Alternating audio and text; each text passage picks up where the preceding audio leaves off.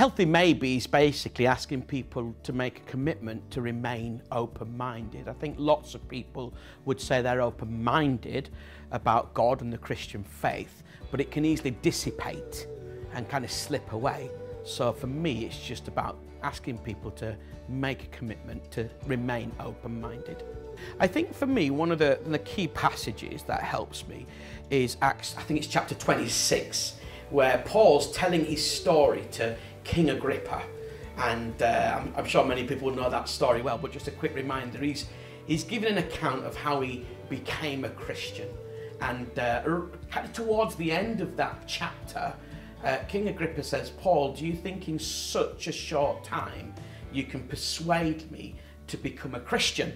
And Paul says, "Short time or long, I pray that you and all those here listening will become as I am, except for these chains." And so for me, that's this kind of sense, well, let's allow for the long term, but we always expect the short term, the short time. And I think the healthy maybe is about trying to create a more longer term approach to people's journey towards faith. Generally, I have an idea that anything that's a perception changing event is a healthy maybe event. Actually, that could be an event just in the community.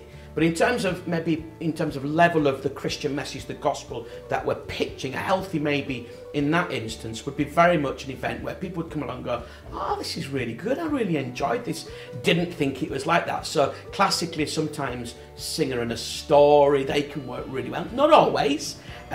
Sort of comedy evenings. I guess if you were thinking about something like Alpha, the Alpha invitation, that can sometimes be postured as a healthy maybe event, an invitation for people to kind of look closer as a way of responding from that. I was speaking at a church and a lady came. She was very excited because her husband, who'd never been to a church before, came to this event. I think it was a Christmas and comedy type event that I was doing.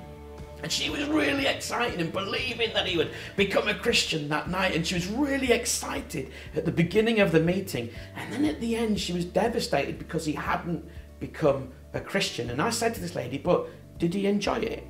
"Oh yeah, he's even said he's coming back again." And she'd not seen that and celebrated that because he didn't become a Christian. So I think we've got some work to do on educating people in churches to help them see the value. And I think we need to understand that for some people, their healthy maybe could actually be the biggest part or the biggest decision they make in their journey towards becoming a Christian.